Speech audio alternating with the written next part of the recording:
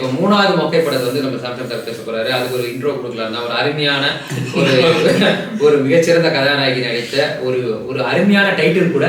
So revolver Rita, உங்களோட அனுபவம் எப்படி இருந்தது சொல்லுங்க. ஆக்சுவலாக பார்த்தீங்கன்னு வச்சுங்களேன், ஸோ தேர்ஸ்டே வந்து இந்த ரஜினி கேங் படத்தை பார்த்துட்டு அந்த படம் எப்போ இவ்வளோ முக்கியம் இருக்கு, சரி அடுத்தது வந்து நம்ம கீர்த்தி சுரேஷ் இவங்கெல்லாம் நடிச்சிருக்காங்க, ஸோ அட்லீஸ்ட் ஓரளவுக்கு பெட்டராக இருக்கும் அப்படிங்கிற ஒரு நம்பிக்கையில் போனேன். இப்போ இதில் இந்த படம் பார்த்து முடிச்சதுக்கு அப்புறம் என்ன தோணுச்சுன்னா, அட்லீஸ்ட் ரஜினி கேங்கில் நடுவில் ஒரு சாகாவது நல்லா ரசிக்க வச்சாங்க. இதில் பார்க்கும்போது பார்த்தீங்கன்னா ஒன்றுமே முடியலங்க. பெரிய நிறைய ஆர்டிஸ்ட் நடிச்சிருக்காங்க. இவங்க வந்து பேன் இண்டியா மாதிரி ட்ரை பண்ணணும்னு சொல்லிட்டு வெவ்வேறு இண்டஸ்ட்ரியிலேருந்து பெரிய பெரிய ஆர்டிஸ்ட் எல்லாத்தையும் தூக்கி போட்டிருக்காங்க. பட் கதை பார்த்தீங்கன்னு வச்சுங்களேன், ஒரு கோலமாவு கோகிலா மாதிரி ஒரு டார்க் ஹியூமர் வச்சு ஒரு படம் பண்ணணும்னு ட்ரை பண்ணியிருக்காங்க. ஸோ இது பேசிக்காக பார்த்தீங்கன்னா, அவங்க கீர்த்தி சுரேஷ் வீட்டில் வந்து ஒருத்தர் வந்து ஒரு தற்காப்புக்காக ஒரு அடித்ததில் அவர் இறந்துடுறாரு. அந்த பணத்தை கிட்ட வந்து எப்படி இந்த ஒரு கொலமேட்டிலேருந்து எப்படி வெளில எஸ்கேப் ஆனது தான் படத்தோட ஸ்டோரி. பட் படம் பார்த்தீங்கன்னு வச்சுங்களேன், அந்த ஆளை கொலை பண்ணுறதுக்கு ஒரு 3 கேங்கு, அந்த ஆள் பையன் வந்து எங்கள் அப்பாவை எங்கே போனாருன்னு தெரியலன்னு சொல்லிட்டு தேடிட்டு இருக்க ஒரு கேங்கு, அதுக்கப்புறம் பார்த்தீங்கன்னா போலீஸ் கேங்கு, இந்த மாதிரி அவ்வளோ கேங்கை படந்துட்டு, அதுவும் என்னன்னா அந்த கேங்கெல்லாம் போகும்போது பார்த்தீங்கன்னு வச்சுங்களேன், நம்ம ஒரு பெரிய ஆர்டிஸ்ட் போயிட்டு இருப்பாரு, நம்ம ஃபாலோ பண்ணிட்டு இருந்தா டக்குன்னு அந்த ஆர்டிஸ்ட் கொண்டுருவாங்க. ஐயோ எதெல்லாம் நம்ம ஃபாலோ பண்ணி படம் பார்க்குறது, சரி அடுத்து இவரை ஃபாலோ பண்ணுறவங்க பார்த்தா டக்குன்னு அவரை கொண்டு வருவாங்க. இது எல்லாரையும் பொண்ணு ஃபர்ஸ்ட் ஹாஃப்லாம் பார்க்கும்போது சரி படம் ஃபர்ஸ்ட் ஹாஃப் கொஞ்சம் ரொம்ப லேகு தான், மொக்கை தான், பட் ஏதோ ஒரு ஃபர்ஸ்ட் ஹாஃப் மொக்கன்னு நம்ம சொல்லிட்டு சரி படம் மொக்கன்னு சொல்லிக்கலாம் அப்படிங்கிற மாதிரி நினச்சிட்டு செகண்ட் ஹாஃப் போய் உட்காந்தா உட்காரவே முடியலங்க. எப்படா படம் முடியுதுங்கிற மாதிரி ஆயிடுச்சு. அது போனால் ஒரு பெரிய ஒரு ஃபைட்டு மாதிரிலாம் வரும். சரி இந்த ஃபைட்டில் எப்படியும் யாராவது செத்துருவாங்க, அதுக்கப்புறம் படம் முடிஞ்சிடண்டா எதிர்த்து போயிடலான்னு பார்த்தா ஆமா அடுத்து இன்னொரு கேங் வரும். அந்த பாடியை கொண்டு சார் நாங்களே கொண்டு போயிடுவோம். அந்த ரேஞ்சுக்கு சாவடிக்கிறதுக்கு முயற்சி பண்ணி இவ்வளவு கேங் தோர்த்துச்சுனா கூட பிரச்சனை இல்லை. செத்த மனுஷனோட பாடியை வாங்குறதுக்கு இத்தனை கேங்க தோர்த்தி அவனுக்கு பாடி ஆயிடுவாங்க கடைசியில். ஆமா செத்துட்டாங்கிறது ப்ரூஃப் எல்லாம் போயிடும் முன்னுக்கு. அதுக்கப்புறம் கூட நீ பணத்தை உடந்து கொடுத்தானா நான் வந்து 5 கோடி தரேன் அப்படிங்கிற மாதிரி ஒரு கணக்கு போட்டு கடைசி கிளைமேக்ஸ்ல என்னென்ன முடிச்சு ஓபன் பண்ணிடுவாங்க எல்லாமே கிளியர் ஆயிடுச்சு. கிளியர் ஆனதுக்கு அப்புறம் புதுசா ஒரு கதையை கொண்டு சொல்லி மறுபடியும் மீண்டும் மீண்டுமா அப்படிங்கிற மாதிரி இருக்கு. ரிவால்வர் ரீட்டான்னு சொல்லிட்டு படத்துக்கு டைட்டில் வச்சிருக்காங்க. ஏன் வச்சாங்க, சரி இவங்க அந்த பழைய படத்தோட டைட்டில் வச்சா மக்கள் வருவாங்கன்னு சொல்லிட்டு ஏமாத்தி ஆக்சுவலாக எங்கே போக வச்சுட்டான்னு வச்சுங்களா தரிசியும். ஸோ அதுக்காக வச்சிருக்காங்க அந்த டைட்டில். சரி படத்தில் எப்படி கனெக்ட் பண்ணுன்னு சொல்லிட்டு ஹீரோயின் பேர் ரீட்டான்னு போட்டு வச்சுட்டாங்க. சரி ரீட்டான்னு போட்டால் ஓகே, ரிவால்வர் ரீட்டான் எப்படி உண்டாக்குறது, படத்தில் ஊரில் இருக்க எல்லாரும் வந்து துப்பாக்கி தூக்குறான், ஹீரோயினை தவிர எல்லாரும் தூக்குறாங்க. சரி டைரக்டர் வந்து யாரும் வந்து கலாச்சிடக்கூடாது அப்படின்னு சொல்லிட்டு கடைசி கிளைமேக்ஸில் வந்து இதாம்மா துப்பாக்கி முடியுமா கை தூக்கி காமிக்கணும். இல்லை சார் நீங்கள் கவனிக்கலையா, அவங்க துப்பாக்கி மாதிரி ஒன்று தூக்குவாங்க நடுவுலையே போலீஸ் ஸ்டேஷனில் இந்த கொசு மருந்து அடிக்கிறது. அது பிடிக்கிறதே வந்து பார்த்தீங்கன்னா அப்படியே கன்று மாதிரி தான் இருக்கும். எனக்கு என்னன்னா நம்ம விஜய் வந்துட்டு கன்னை வந்து எஸ்கேக்கிட்ட கொடுத்தாருன்னு சொன்னாங்க. ஆனால் இந்த படம் பார்க்குறப்ப எனக்கு டவுட் வந்துச்சு, பேசாம எஸ்கேக்கு பதிலாக கேஎஸ் கிட்ட கொடுத்துட்டாரா அப்படின்னு. ஏன்னா நிற்கிறது நடக்கிறது பார்க்கறது எல்லாமே குட்டி இதே ஒரு தளபதி மாதிரியே ஒரு லேடி தளபதி மாதிரியே தான் அவங்களோட ஆக்டிங் எல்லாமே இருந்தது. அது மேபி கீர்த்தி சுரேஷ் இருந்தது கூட நல்லா இருந்திருக்கும் போல. கன்னு கொடுக்குன்றதா கொசு மருந்து கொடுக்கறது, கடைசியில் ரிவால்வர் வச்சு முடிக்கணுமேனு ஒரு ரிவால்வர், அதுவும் ஓல்டு டைப்ல ரிவால்வர் எடுத்து கொடுக்கறது. இல்லை அது இந்த படத்தில் வந்து அல்டிமேட் காமெடி என்ன தெரியுமா, கீர்த்தி சுரேஷ் ஒரு வில்லன் கிட்ட அந்த மாதிரி பேசினா கூட ஓரளவுக்கு ஏற்றுக்கலாம்.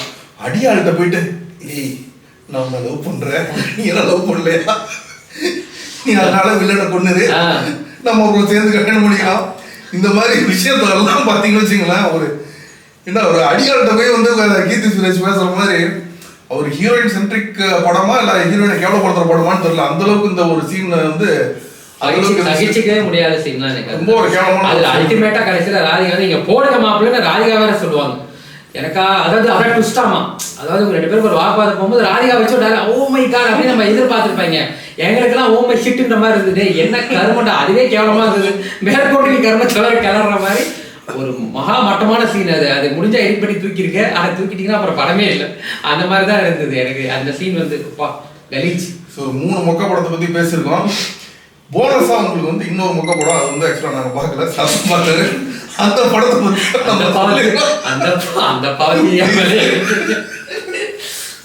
அதாவது அது என்ன படம்னா பிபி 180. பொதுவாக தமிழ் சினிமாவில் சின்ன படங்கள் வந்து பார்த்துக்கிங்களேன், அந்த படம் நல்லா இல்லாமல் போகிறதுக்கு காரணம் வந்து மேபி ப்ரொடக்ஷன் வேல்யூவாக இருக்கலாம், டேரக்டர் நல்லா எடுத்திருப்பாரு, அது முழுசாக கொடுக்க முடியாத அளவுக்கு அந்த பட்ஜெட் கான்ஸ்டன்ட்டாக இருந்திருக்கலாம், இல்லை நடிக்கிறவங்க புதுசாக இருக்கிறனால அந்த நடிப்பு தன்மை இல்லாமல் இருந்திருக்கலாம், ஏதோ ஒரு காரணமாக இருக்கும். ஆனால் நேற்று பிபி 180 ஒரு படம் எனக்கு அந்த டைட்டிலுக்கு வந்து அவர் காரணம் சொன்னார் இயக்குனர். என்னால் அதுவே எனக்கு அரைக்கிறேன்னு பிபி 180 ஆயிடுச்சு. அந்த மாதிரி ஒரு காரணம் சொன்னார், அதை நான் கடைசியாக சொல்கிறேன்.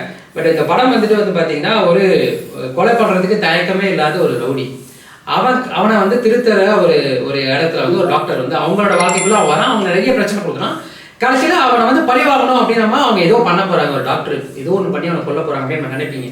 ஆனால் அதுதான் இல்லை. கிளைமேக்ஸ்ல அவங்க போஸ்ட்மார்ட்டம் பண்றதை பார்க்க வச்சு அந்த வில்லன் தெரிஞ்சிடறான். எனக்கா இது வந்து நான் தப்பு பண்ணிட்டேன், இதுக்குள்ள நான் இப்போ திருந்தணும் என்ன பண்ணணும் அப்படின்ற மாதிரி எனக்கு ஒரு கேள்வி வந்துருச்சு.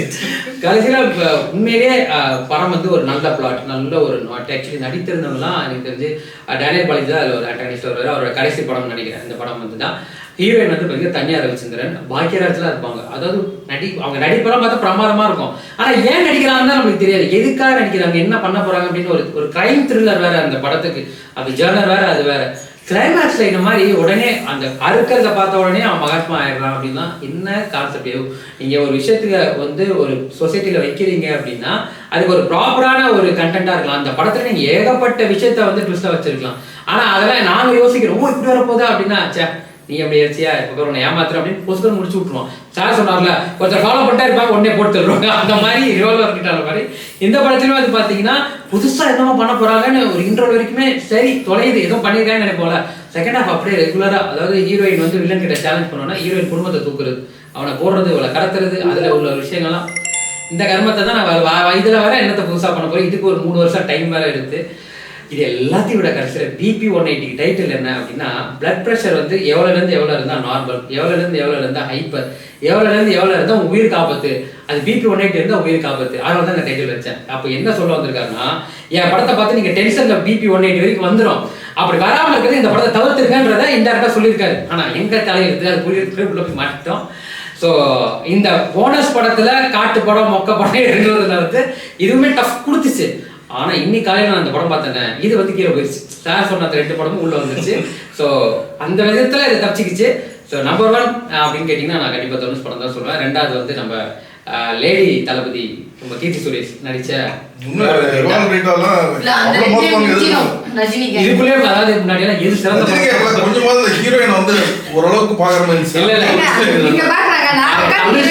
நிலைமையை பாருங்க, எது சிறந்த படம்னு போட்டி போடுற காலம் போய் கோமா தேட்டர் இருக்கிறத மொத்தமா முடிக்காம விட மாட்டாங்க போல. அதனால மக்களே நீங்க போய் தேட்டர்ல போய் தெரியாதனமா கூட தேட்டர் வாசல் வச்சிடாதீங்க, அப்பதான் இந்த படம் உடனே தூக்கிடுவாங்க. அடுத்த வர படங்களாவது கொஞ்சம் நிதானமா